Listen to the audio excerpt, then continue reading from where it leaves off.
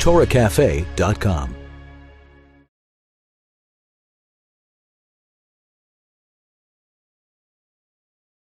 There are a number of possible answers. There may not be one size fits all, but I'll come back to that in a moment. Perhaps most important is that I acknowledge or state at the outset that every deep person has a level of dissatisfaction that is permanent. There's anybody who is fully satisfied with his life isn't deep or has a very low bar that defines a successful life. So if you have depth, you'll be dissatisfied. And that should help people a great deal. Because people think that, oh, I'm dissatisfied, therefore I'm not happy. No, no, no, no, no. Happiness and satisfaction are not the same. You can be happy and dissatisfied. That's fine. Now, obviously, if some level, if the dissatisfaction is immense, all right, then it's a problem. But I just want that clear. And Moses is my example. Moses didn't get the thing he most wanted, to get into the land of Israel, to get into the promised land. So I would love, if I could ask Moshe one question, were you satisfied? I have to believe he'd say no.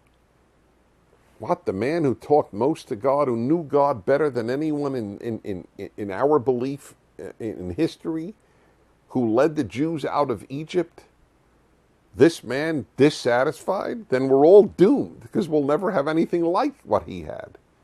But I'm sure he was dissatisfied. He was dissatisfied with the Jews. He was dissatisfied with himself. He was dissatisfied not having his biggest yearning realized, getting into the promised land. So that's very important. But having said that, what is a relatively successful life is, I think, ultimately, there are many things. Off the top of my head, first, did you do good? Can you say that the world is a drop better because you spent X number of years in it? Did those who came into your life, are they better off for having entered your life? That's a big one. People should ask themselves that every day, in fact. That makes you a success. That people can say,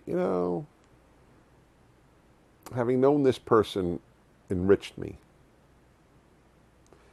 That's a big deal. Did you experience as much of life as you could, in the best sense of the word?